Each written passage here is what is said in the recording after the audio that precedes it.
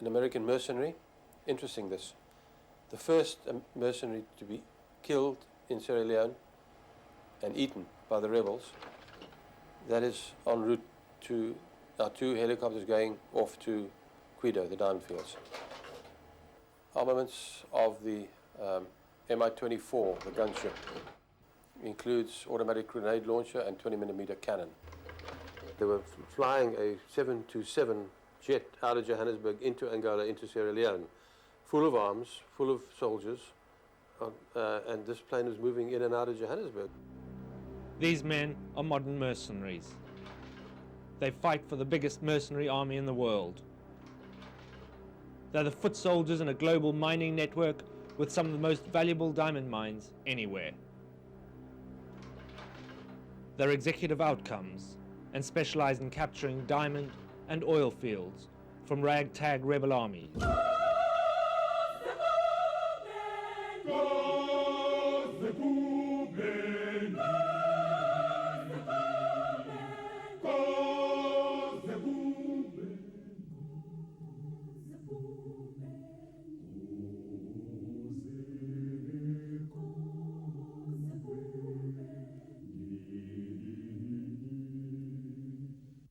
Executive outcomes role in Sierra Leone was pivotal. Without them, nothing would have happened. They ran the show. Nobody could go to the diamond fields without them. It was their aircraft, their helicopter gunships, their bases from which these people worked. Diamonds, some of the biggest and purest, come from Sierra Leone. Executive Outcomes flew in 1995 to push back the rebels and capture the diamond fields.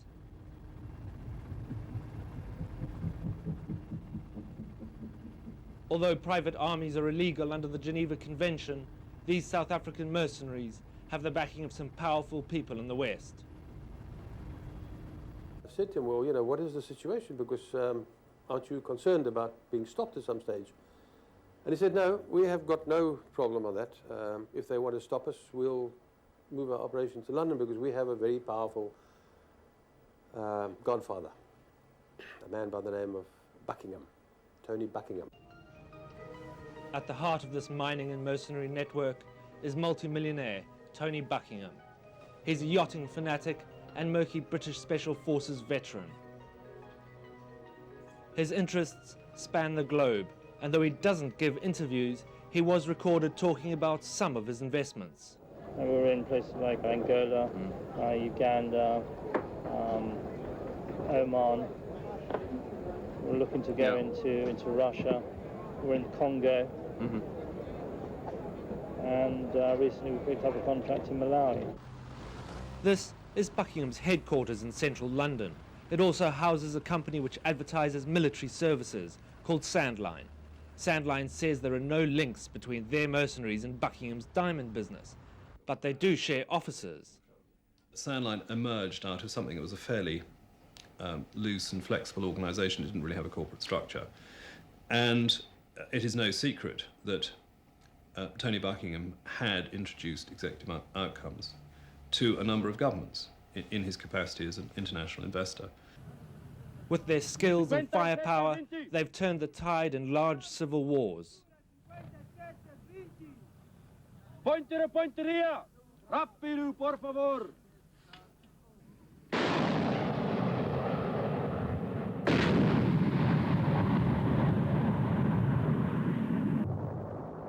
We can provide specialists to assist with specific projects, technicians, pilots, electronic equipment operators.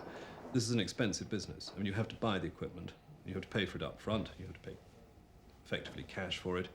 You've got to pay the soldiers and the technicians from the day they start the project. And it's a very cash-intensive business, and therefore one way of assisting with this is by bringing in foreign investors who, in exchange for mineral concessions, would invest in the country and provide revenue for the government. But most controversially, these foreign investors are the same men who provide the mercenaries. In 1995, Tony Buckingham masterminded a military operation which began with EO driving the RUF rebels from around the Sierra Leone capital, Freetown. 4 months later, Buckingham's mining company began collecting diamond concessions, today worth over $1 billion. Today we've come together for a memorial service for the service of Daniel Rudolph von Tonder, better known as Dolf. He was found missing on the 2nd of April 1994 while he was working as an instructor for the MPLA government in Angola. I didn't know him personally, but I was privileged to know Mari von Tonder, Dolf, a person who couldn't even go out and kill the bugs in the kitchen, but would always lift them up and throw them out the back door. That's the kind of man that I was introduced to through Mari's eyes. Dolf was a well-trained reconnaissance soldier, and Dolf was also one of the more older guys in the group. I think he knew. I think Dolf was also in a kind of financial stress situation. I assume that Dolf had problems financially, and that he also had, that he went there for the money. The fall of the apartheid regime spelt the end of an era for South African Special Forces soldiers. After years of combat and the bitter bush wars against the ANC, many soldiers found it impossible to return to ordinary life. It's Dolf over there.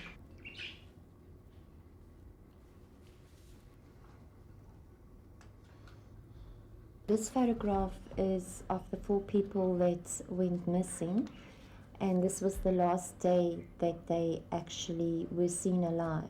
That was the day that they left. Dolf went missing in Kamexzulu, that is over there in the Lunda Norte area. He said that if he was told to go and fight, he wouldn't do such a thing.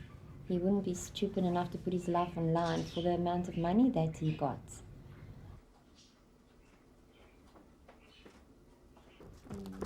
Mari still keeps Dolf's things, sent back from Angola after the battle in which he disappeared. I don't like the word mercenary because I can't place Dolf or see him as a mercenary. He was the most gentlest person alive, I think, and he wasn't a killer. When we lost Dolf von Tonder, it was approximately on the 2nd of April 1994. We had to attack a town, I would roughly say approximately 30 kilometers south of the Zairian border. And we had 80 bombs to fire into the enemy base. But we drew fire, enemy fire. I saw traces going in and out the helicopter, smoke and all fumes of the petrol coming out of the other helicopter, and we know it was hit very, very, very badly. EO's burned-out helicopter was poured over by the victorious UNITA rebels. It was one of their biggest scoops ever. The big question for Mari is, did they take any prisoners that day?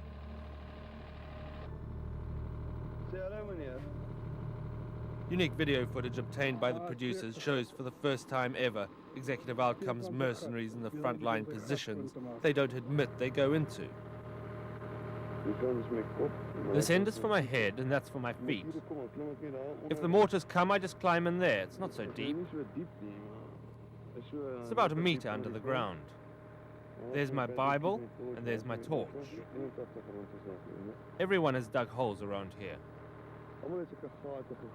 And when the bombs fall, they fall just there, over there, by that tree.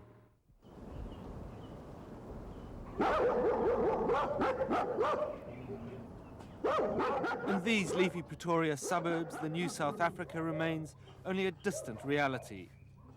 It's also where Executive Outcomes is based. Behind bars, whitewashed walls, and security cameras is an organization which has dispatched mercenaries to fight all over the world.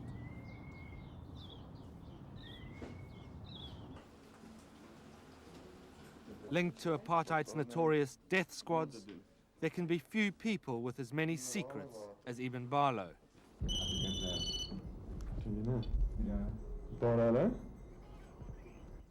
Okay. Okay, so donderdagnacht vlieg ek Okay, so Thursday night I fly from Johannesburg to the other place which you know about, and I'll speak to you from there. I can't talk because I've got people with me. A bit later I'll fly from that place to the other place we've already talked about. Nee, jy sê ek vlieg. Adept at manipulating his public image, Barlow trades a delicate tightrope. On the one hand, he needs to advertise his real skills, his combat skills. On the other, the public must believe what he does is merely to train soldiers. Okay. But the truth is that what Executive Outcomes does do best is fight. Okay, bye. Often we came under fire, and we come under fire wherever we work. We are contracted by governments that have conflicts, internal conflicts. Everyone in the company knows that we are employed in high-risk areas, and therefore we are armed. Or the Zingzi mission was the first mission we had to do. We had to attack, it was described as a hospital, with a few guards guarding the hospital, and we thought it was an easy target, sitting duck, turkey shoot, call it what you want.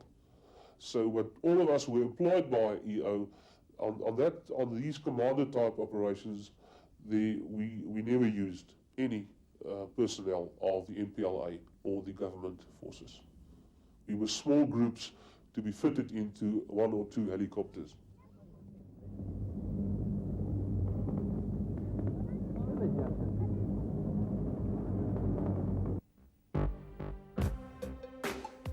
This video is used by EO and Buckingham to advertise their wares.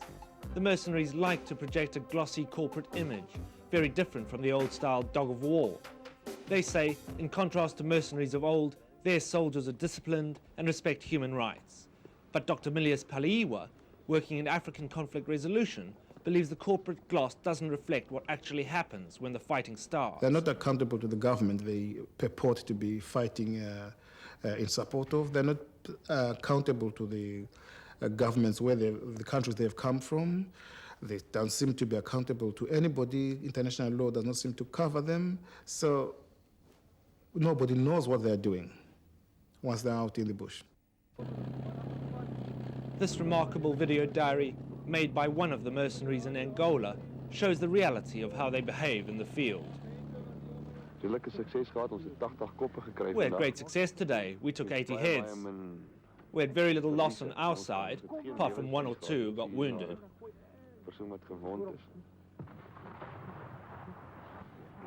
I wish you could feel the pressure of the exploding bombs around us.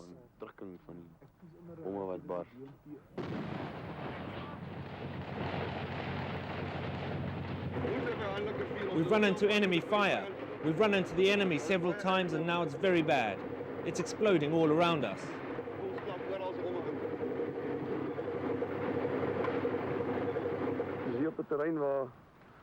We're standing on territory onto which our own people recently fired some mortars.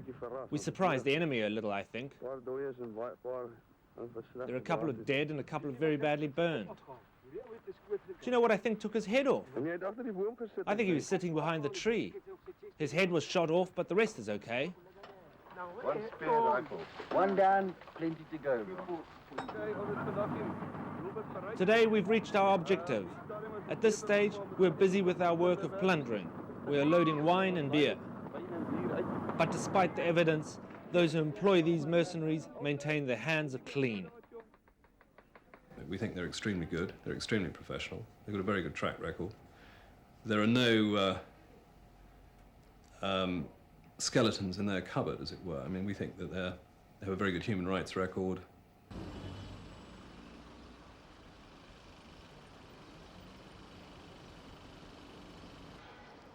Abu Dhabi in the Middle East, capital of the United Arab Emirates and jewel in the Arab Peninsula.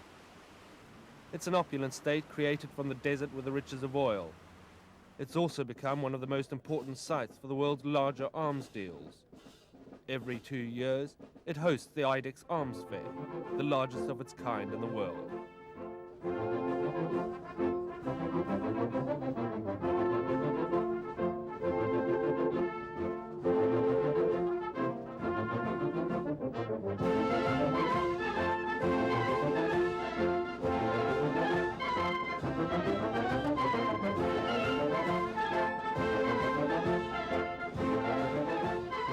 Leading weapons builders show off their tools for destruction. Everything's going very well. We've had very interesting people who've been to see us, and obviously we've been extremely busy over here. So it's too early to say that this was highly successful in terms of contracts, but already we've been invited to visit a few countries around here, and I believe that any government that asks us to visit them can only be serious. Later, a secretly filmed meeting with a French general, also involved in the mercenary business, reveals that Executive Outcomes has grand ambitions, but the competition is fierce. There can be times we can open the door for you, maybe, into a country. You can open the door for us. There can be countries where your skills and our skills combined can do something. We still stay independent, but there's no reason why we have to work against each other. We don't go into countries that are traditionally under French control. It's hands-off work. We understand. We don't go in there. There are certain countries, for example, like Algeria, where you've got interest in, but you don't have access to it anymore. Although we don't necessarily have interest in it, but we have access to the country. So if you say it like that, General, business is business. Meanwhile, on the other side of the world, Executive Outcomes mercenaries have started Operation Oyster in Papua New Guinea. Subcontracted, they say, by a British company called Sandline. After months of secret negotiations, 70 EO mercenaries have arrived, but the story's been leaked. We're not there to foment any destabilization. In fact, we were brought in on a specific assignment by Sandline, and that is to train the armed forces. If the government of Papua New Guinea wishes that we should not be there, that is their prerogative, and then we will leave. But we're not there to start a civil war. But in Papua New Guinea, on that very day, civil war does seem to be looming. The population are rioting because they've discovered mercenaries have been in the country for weeks. Executive Outcomes is here to free this mine on Bougainville Island. It used to produce huge revenues, but today it sits idle, swamped by rebels. BRA separatists forced the Panguna copper mine on Bougainville to close 8 years ago. But the government knows that the rebels' wooden rifles will be no match for EO's high-tech firepower. For years, Papua New Guinean troops have returned from the Bougainville battlefront in coffins. They say they've begged for more resources, but the government has always refused. We presented the number of military options, one of which involved a coup de main operation to seize the mine because it was the enemy's center of gravity and was at the heart of the problem. We got only 2 battalions, and the battalions just rotate and rotate. And we could have used that money, that 36 million kina, to form the 3rd battalion, get our equipments and our logistics in place. Then I'm definitely sure that we're quite capable of sorting Bougainville crisis. Land you've not been restricted because something may go wrong. The army EO would have led in combat is now rallying against them. The troops are angry at politicians' lies that the foreigners wouldn't have been fighting. But the EO contract states the mercenaries were to defeat the BRA rebels and repossess the Panguna mine. Tim Spicer, the UK architect of the contract, faces legal charges. Today he's consulting his lawyers in the PNG capital, Port Moresby. Letters between London and Papua New Guinea show a high-handed and sophisticated sales routine. There are also well-based allegations of a plan to enrich local MPs prepared to back the mercenary deal. Troops are amassing at the central barracks. The country is in crisis. Ordinary Papua New Guinea people have heard of the scandal, and now they want the government out.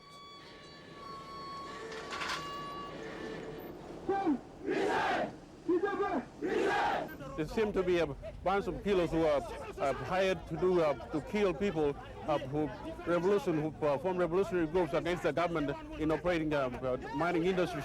We are going to Parliament! And I'm it, so who's going to get here? They're protesting at the idea of foreigners coming to kill PNG citizens so that politicians and businessmen can make money. It's nationwide revulsion at the idea of using mercenaries to solve a very local issue. Surrounding the parliament, they won't allow MPs to leave until the government stands down. Meanwhile, inside the besieged building, politicians squabble over who's responsible. Something was smelling in there. During the debate, the government admits there was a link between the mine and the mercenaries. It's something they had always denied. Mr. Speaker, government has made a policy decision that any future expenditure on Bougainville, when the problem is brought to a close, will be repaid from the economy of Bougainville and will be repaid by Panguna Mine. Order. Tim Spicer strenuously denies any interest in the Panguna mine, but in his own words to the PNG Defence Minister, he wrote, "We may be able to assist with funding and could come to some arrangement regarding part payment with mineral concessions." There was a discussion of mineral concessions. It was unrelated to the straight Sandline contract and seemed to be a sensible thing to do to help a government who had spent millions on this war. It's the early hours of the morning. Protesters and soldiers still besiege the parliament. Come on, politicians, wake up! All leaders are not thinking! Something is wrong! Something is wrong! We have been confined to Parliament, and I think it's a siege. The military and people surrounding the Parliament House. I've been in politics for 30 years, and within those 30 years, this is my first experience that I've been confined, that I cannot move, I can go out. Only a handful of MPs ever knew anything of the contract before it was signed. But many now know how executive outcomes works. They are known for something. They just get out there and shoot or whatever that's in the way. They don't care. They just achieve their mission, and whatever the aftermath, how many people they kill or the hurt and the ill feelings, that's our problem. And I don't want to see this happen in this country. Unlike Angola, Papua New Guinea is a poor country with few resources. And there's never been the political will to really wipe out the BRA rebels. It was rather a case of greedy politicians falling into the grip of determined British salesmen. A group that has its own private security force can get concessions, probably at a very cheap price, from a government that is desperate for any foreign exchange and for protection. The EO contract included helicopter gunships, rockets and high-tech surveillance equipment. But PNG officers also spoke of an ultra-secret consignment of even worse munitions. Major Walter Numa worked with the mercenaries and didn't like what he saw. There was potential for massacres. There were weaponries that are now at our disposal, which we never had before. And a weapon that could kill people within radius of 2-3 kilometers. South African intelligence has discovered that EO had purchased 70 air fuel bombs. They're state-of-the-art Russian weapons which suffocate everything in a 2-kilometer circle. Maybe they have heard rumors about air fuel bombs and the application thereof, but I think, and that's my personal opinion, that air fuel bombs in that area would not serve any purpose in any case. Sandline are now suing the PNG government for the $20 million they say is still owed to them. Bill Skates, the new Prime Minister, though, has vowed he won't pay. He may sign a legitimate contract with a legitimate government. The question is whether that contract was approved by Parliament and whether it was within the Constitution. And if it has been in violation with the Constitution, it should be dealt with. And so should be the government. From the British High Commission, where Colonel Tim Spicer stayed during his confinement in Papua New Guinea, he reluctantly gave a press conference. But he refused to be drawn on just who is behind his British organisation. I don't wish to comment on that. Or why a mercenary was receiving red carpet treatment from the UK High Commission. I'm a British subject. I think the British government have shown me every facility that they're able to do. You know, Sandline happens to have an office in London. There is no association other than that. While Spicer stays behind to face an inquiry, his fighters are going back to where they come from, South Africa.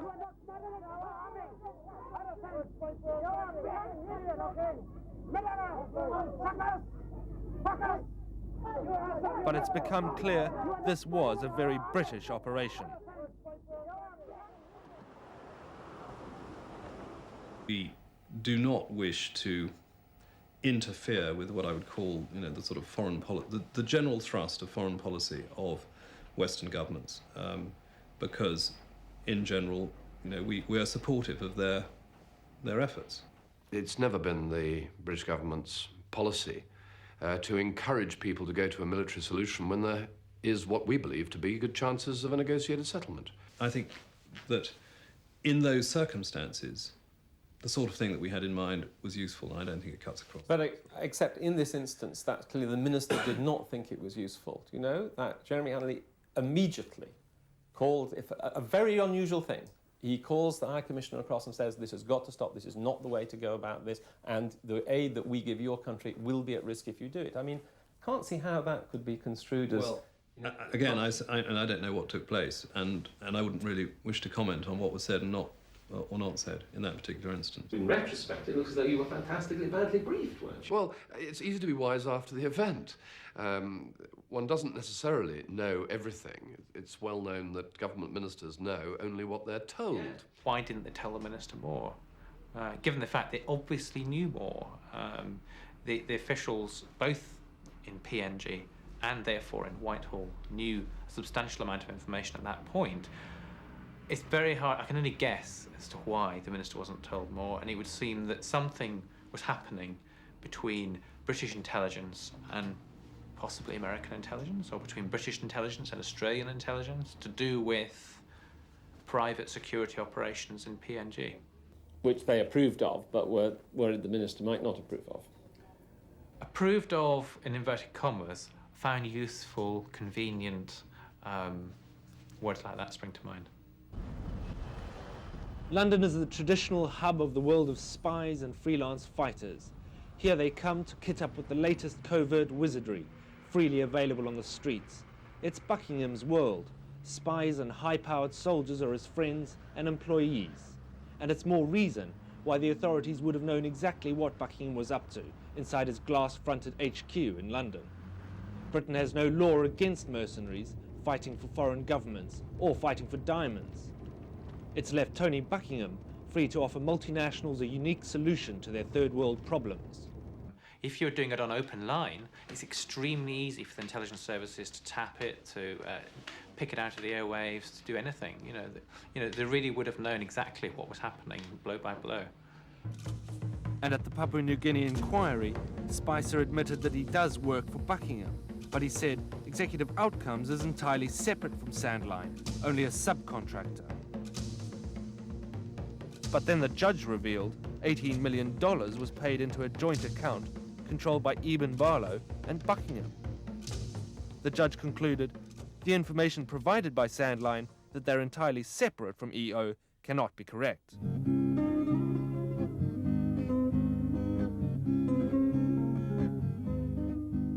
A home video made by Executive Outcomes shows the worst of the marriage between Western business and the soldiers who for so long propped up the apartheid system. We struck oil and that's no sin. EO's home video also backs up claims that the oil industry has played a key role in providing work for the mercenaries. We went in 1993 to secure the oil field so that they could recover the equipment. Yeah. That's the oil company. It's just Texaco, Fina, Gulf, Sonangol, everyone. they've been able to now continue with oil production, and all the international oil companies have now started investing very heavily into that area. So peace was, so to speak, the condition for investment afterwards? Absolutely. No investor is going to allow his money to be spent thinking or knowing he's going to lose it. Hey, and the oil. Oh, my conscience. Well, thank you, mate. Executive outcomes mercenaries aren't easy to find. Their contracts demand secrecy, with big financial penalties for those who speak out.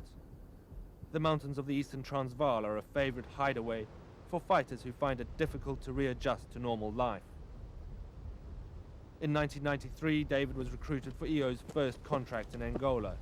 4 years later, he's still a mercenary. His job in the South African army ended when the ANC came to power. He says executive outcomes saved him and many others from the bread queue. Being a mercenary, a glamorous job? Never ever.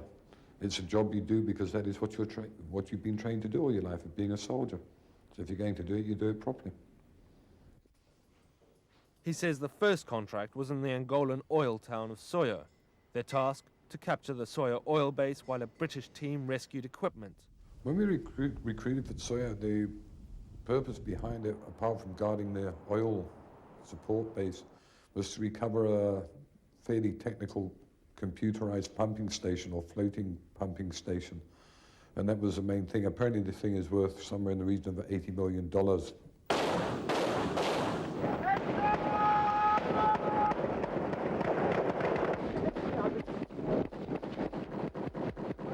Executive outcomes had arrived.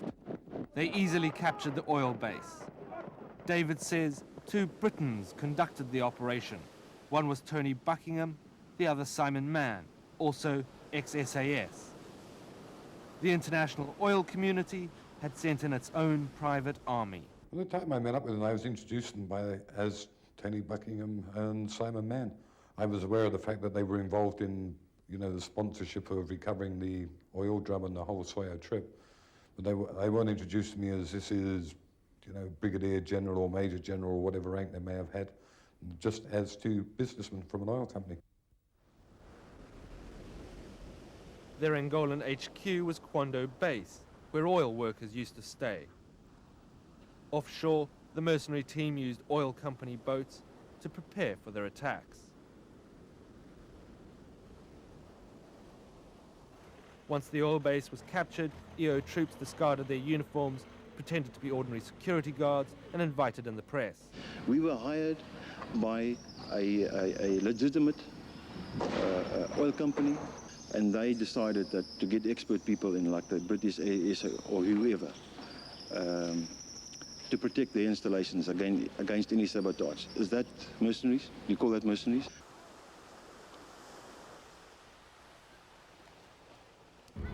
The Soya mission was EO's first Angolan contract, and it was the beginning of a lucrative business strategy. Today, Buckingham and his portfolio of companies control some of Angola's most valuable assets.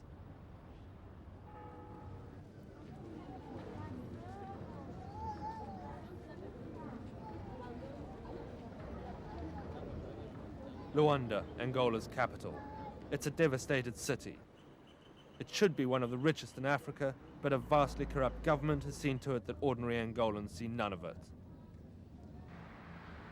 Cuba once extended the hand of friendship to Angola.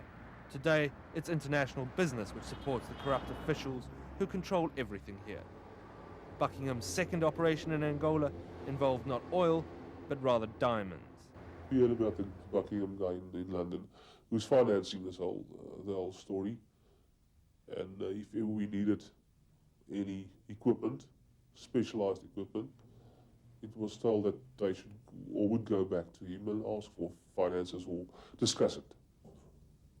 We knew that it's either diamonds or oil that was paying for this whole exercise. And we knew the government gave us the weapons, but the money who bought the weapons, it was told it came from London. Angolan paper. When Dolphin Tonda first disappeared, Mari was given photos of 3 dead men. She still agonizes whether one of them is her husband. I might be wrong, I don't know, but when I look at this guy's moustache, okay, his face is swollen. He's got a straight moustache, whereas Dolph had a moustache that comes right down. We didn't even get a letter to say they were sorry. It was like they wanted us to believe that they were dead so that we could just carry on with our lives and we wouldn't be a burden to them. When Executive Outcomes did send Mari a letter, it was a lawyer's letter, demanding about $1,000 for a death certificate for her husband. They even refused to pay out his one-year contract.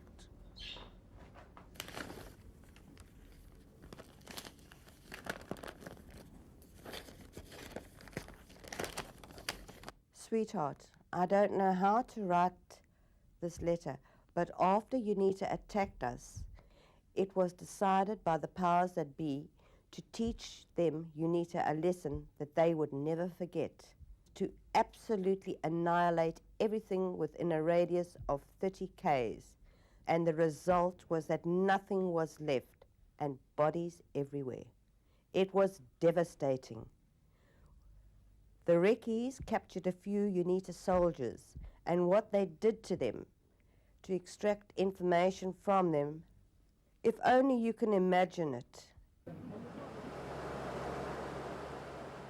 En route to Wambo City in southern Angola, heading into UNITA rebel territory. Today, UNITA remains cut off from the world by self-imposed front lines, and the UN struggles to maintain a fragile peace. The body of the latest Brazilian peacekeeper to be killed is flown back to the Angolan capital. EO's supporters say private armies are less costly and more effective than the UN. But EO's peace does not always last.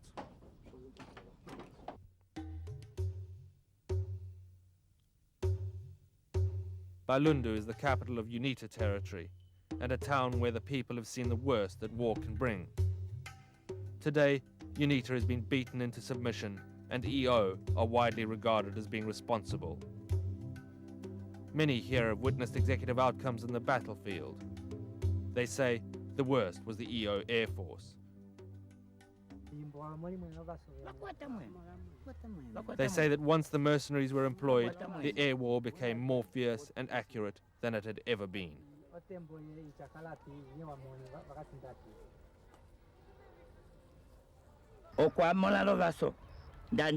We could see them in the helicopters, and they would shoot and laugh. But if it was an aeroplane, we wouldn't see them. But we would hear the language they were speaking through the FM radios. The language was English.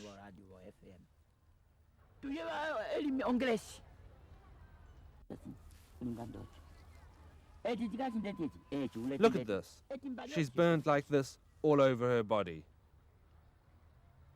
It's clear evidence of phosphorus bombing. And at Sao Pedro Market in Wambo City, MiGs dropped phosphorus bombs onto this crowded marketplace. They were bombing these places like San Pedro Market, where they were seeing a lot of people. When the bombs they were fall, it comes as big, and then it divides itself in small bombs. And the way it looks like when they are now burning, they burn like a big fire, in a big fire, and it burns doing a noise shh, like that. It was undoubtedly the success of the mercenaries' air wing which did do most to turn the tide in this war. Executive Outcomes brought in pilots who, though not familiar with the MiG jets, were quick to adapt.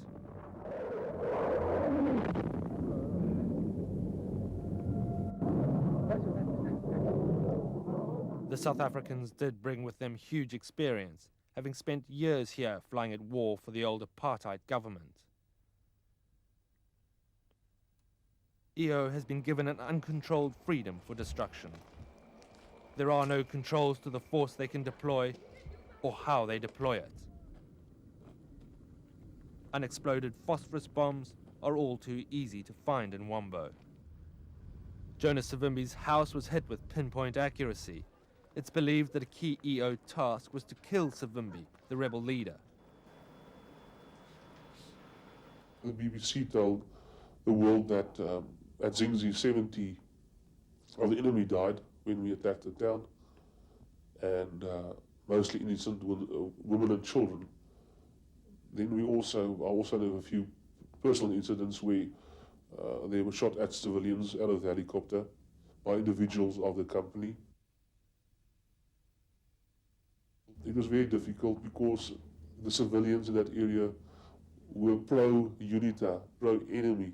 Some wore enemy battle fatigues, some wore nothing, only civilian clothes. So it was very, very difficult. It's a very difficult war to distinguish between enemy and civilians. What Tony Buckingham and Tim Spicer would have the world believe is that if the United Nations were to give them a job, they'd stop the world's wars in no time, and it wouldn't cost the international community a penny.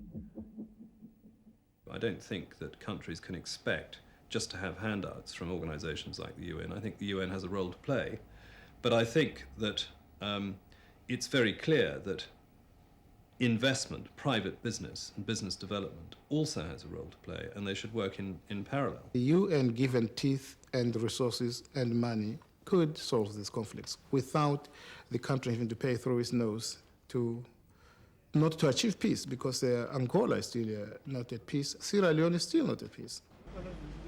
In southern Angola, the producers asked if UNITA might have captured Mari Fantonda's husband, Dolph. Amongst the demobilizing UNITA troops, a soldier was found who did know something. And UNITA also handed over photographs never seen before. They said he's a mercenary captured during battle, but don't know his name. When we captured them, I wanted to kill them. But because the government always denies that they use mercenaries, I decided that we have to display them to the world to prove that mercenaries are in Angola.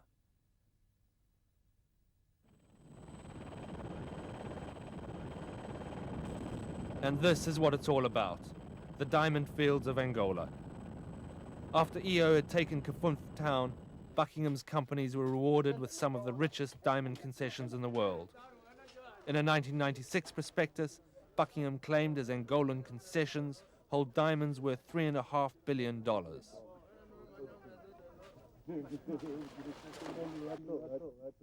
Further, huge security budgets are then spent on the same mercenaries to guard his mines. It's a key Buckingham strategy, and he's left behind security firms wherever his mercenaries have fought. Alpha 5 in central Luanda is just one that EO is associated with, now that the Angolan mercenary operations are over. They're still here in Angola. We understand that there are some special companies who have recruited these people, but we think that it is a special plan, probably, because there are some people still in Luanda, or the mercenaries in Luanda, who are leading some, they call security companies, plus private companies. Then these people are recruited to be there. They're still there. Particularly the very large multinational companies, especially the oil companies, say BP, Shell, and the American companies as well, who are increasingly forming close relationships with special forces, with security forces, who are then almost privatizing the security operation around the oil industry, around the multinational companies' concerns. Big European, Canadian, multinational, oil multinationals found their installations and the oil refineries threatened. And I mean, this is multi-billion-dollar oil operations. They were the ones that initially drew executive outcomes into Angola. Yes, as security people, but also to liberate SO and to get involved in the fighting. In the Pretoria garden of the Executive Outcomes Logistics Centre in South Africa, there's a memorial to the EO mercenaries who've died in battle, mostly in Angola. But Angolan visa forms and South African passports were easy to see in EO's personnel office. It's further evidence that Executive Outcomes has never really left Angola.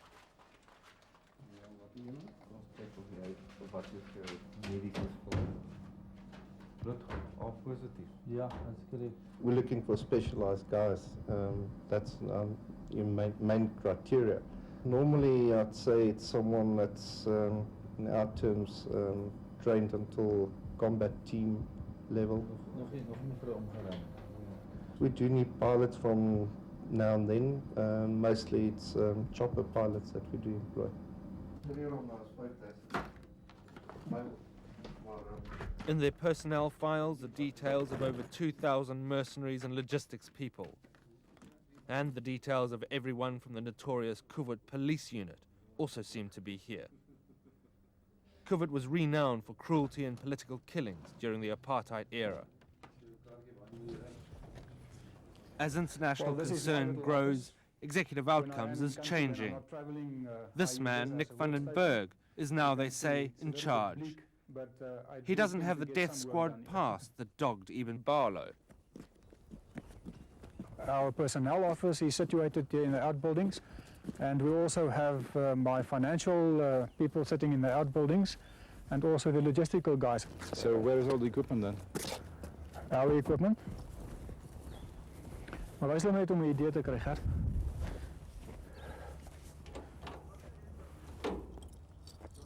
If you wanted to have a look at this. Body armor, flak jackets. We don't want to get involved in anything that's illegal. So we enter into a legal contract with a legal government, that's a recognized government, and that's our way of doing things. On EO's walls, a chart shows a computer network linking the UK, the United States and South Africa. It's a chilling indication of just how big these people are. Executive Outcomes officers show evidence of an intricate global network of companies. The bookshelves give away another link to Britain. It's the airline Ibis Air, also closely associated with Tony Buckingham. Yes, we do have a number of helicopters and planes, but the planes are grouped in a specific company, but we do get preferential treatment from that company because we have shares in the company. EO have declared to the South African banking authorities that Ibis Air is a company largely owned by them. But Tony Buckingham carries Ibis Air business cards describing him as the chief officer of the airline. Yet another indication of Buckingham's key role. Without Ibis Air, Executive Outcomes would literally never have got off the ground. Executive Outcomes is not a secretive organization. We are registered at the Registrar of Companies as a legitimate company. It has no front companies. That is a figment of someone's imagination, which in all fairness we suspect was something generated by South African military intelligence. Ibis Air moved Petra Burrell and her family to work in their Kenya division. She says they were given bank accounts controlled by the Moy family. That's the truth. Petra Burrell showed us illegal aircraft registration stickers, which she says she was asked to make. She believes Executive Outcomes, Ibis Air, and all the others are the same crooked company. He was never told that they were connected to Executive Outcomes. He thought he was working for an airline. We heard a lot about how great things went for them in Sierra Leone and about how they've got virtually enslaved this country by the mining rights and things like this. Petra Burrell also tells of how Ibis Air arranged for her family's passports to be confiscated once they started asking questions. Petra's 16-year-old son Elijah now carries a gun. He's terrified EO mercenaries will come and get them because they're speaking out against EO. My mother's frightened, I'm frightened, we're pretty frightened of these people. We carry firearms, different weapons. I inspect the wire every day. Maybe because we're going to expose their whole operation and they might not be able to get work anymore as mercenary. But there is evidence that in private, Western government officials do support the use of this new breed of mercenary. Last year, the American Defense Intelligence Agency convened a classified symposium at this Washington hotel to discuss mercenary activity. Key American policymakers were there, and those who attended say the mercenaries were given red carpet treatment. People in the British government and in the American government have mixed feelings about the private security forces. They're not under the control of the government, but I think they're very strongly under the government's influence. They will go in as combat operators and effectively do things which Western governments want to have done, but are very reluctant to do themselves. I just have almost totally lost faith in the ability of the international community to respond with anything other than rhetoric to people's security problems. I think there's a state of total confusion in the international community about what to do about third world disorder. From airports like this one at Lanseria, outside Johannesburg, Ibis aircraft full of mercenaries have streamed in and out. Experts suspect that with so many British military figures involved, Executive Outcomes has the support of the British Secret Service.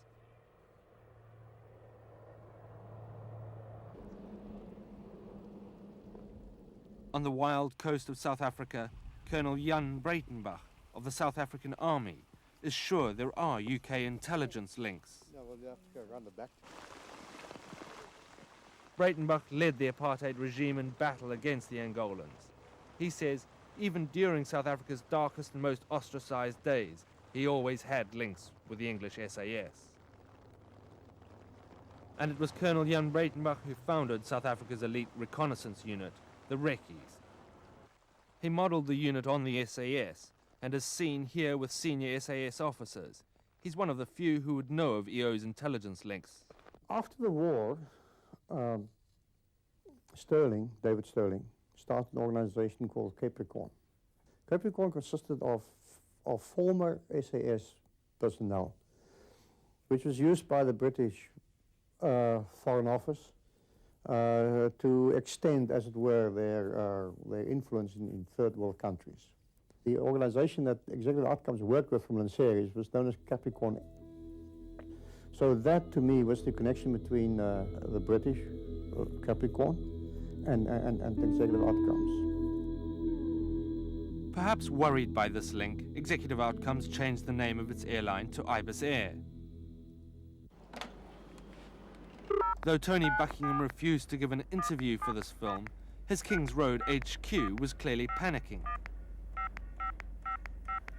There are some suggestions that Executive Outcomes are linked in more than a knowledge of each other with Mr. Tony Buckingham and his businesses. And something about Mr. Buckingham's businesses being related to British intelligence services somehow. What I'm happy to do is to document to you the facts, and then if those facts come across, I'll be very happy. If you present another story that presents a different image, then it'll be very unfortunate. The Papua New Guinea Prime Minister resigned over the issue and a commission of inquiry was established. For the first time, the operations of Spicer, Buckingham and Executive Outcomes were forensically examined. It was a unique opportunity to dig into the murky roots of the organization. But Spicer was still unwilling to say who owns his company. You are a director of Sandline? Yes. How long have you been a director? Since it started. And you actively work in the company? Yes. Involved in very significant deals on behalf of the company? Correct. And you do not know and cannot identify one shareholder of that company? That is correct. The inquiry went on to reveal a web of corruption and business intrigue. Throughout, there were indications of a vast financial deal involving multinational interests in the region. Why is it a mystery? I mean, I genuinely don't understand why it's a mystery. Because, I mean, people who support any type of business, who wish to maintain their confidentiality or discreet involvement in a particular thing, choose not to advertise their ownership or whatever. It's morning now. This is the day after we took Kafun.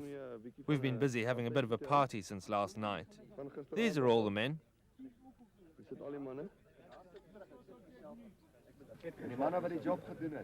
The men who did the job are the men who are sitting here. And the people who aren't in our group, it's true to say, they missed a great deal. The Angolan operation was for many mercenaries an adventure, but some complain of their inability to put their gun-happy times behind them. If medals were dished out, I think there were quite a few guys who should have got medals in Angola, in the mercenary sense.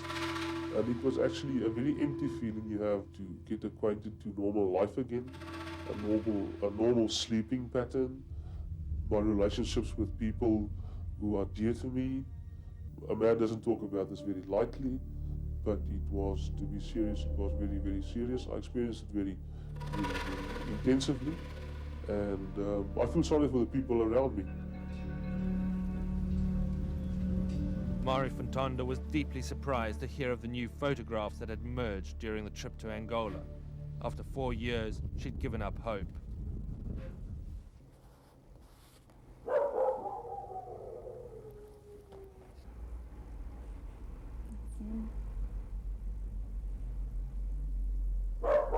That's him. You can see he's lost weight.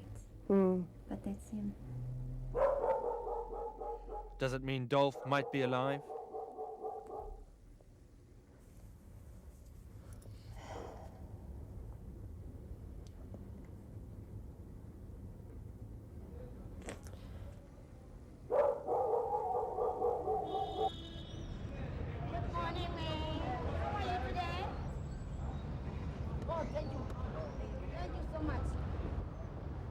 In the new South Africa, there's plenty of revulsion at the country's apartheid killers now going off and killing for other people. It's a reminder of a past South Africans are trying hard to forget. At the South African Parliament, a new law has now been put forward to put executive outcomes out of business. It proposes a 10-year jail sentence for anyone caught fighting for money. There's sometimes a perception that the South African government is sanctioning the activities of such mercenaries. We have publicly condemned this. We are trying everything to ensure that we convince governments that we don't have any official connections and that we are taking steps to deal with this problem. It is a matter of tremendous embarrassment as well as concern to us. Anyone who understands the term mercenary and who understands our company will, whether it's inside our company or outside the company, deny that we are mercenaries. For a start, governments all over the world make use of private contractors to train their armies. Our client governments are no exception to that. At the inquiry, Tim Spicer showed little understanding of international norms, but he did insist his soldiers are bound to respect the Geneva Convention. Which Geneva Convention is referred to here in this agreement? Well, I'm afraid I do not know the answer to that specifically. You mean by clause or by... The Geneva Convention... Not the Geneva Convention. I would assume there are many Geneva Conventions. Well, as I understand the Geneva Convention, it is a law of armed conflict. That is the treatment of prisoners of war and things like that? Absolutely. Treatment of civilians? Treatment of civilians, treatment of prisoners, conduct of operations, that sort of thing. Now, are you also aware that there is a convention dealing with prohibiting the use of mercenaries? I'm not familiar with that at all. Should out of sight be out of mind? As the world takes stock of this new mercenary breed, it's easy to take a back seat from the comfort of our European certainties. Claro, executive outcomes. It's clear executive outcomes is not replacing the armed forces of countries like Britain or the United States. But it is trying to do so in other countries.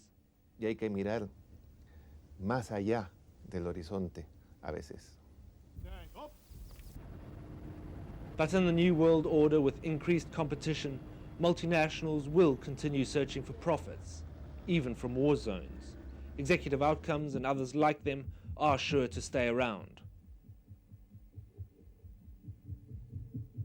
Rather than trying to eliminate the phenomenon, control it, and get it out in the open. If you can't get it licensed, at least demand that it adhere to these international standards. But if the priority is profit, surely then respect for human rights will always wind up taking a back seat. Of course, if you are throwing bombs from the air, you do not know where they're landing. They're killing children, they're killing women, they're killing elderly people who cannot run away. And the people who are targeted, i.e. the fighters, usually escape. Executive Outcomes and Sandline are clearly deadly efficient at what they do. But as the foot soldiers of Western foreign policy, they'd appear to be questionable candidates.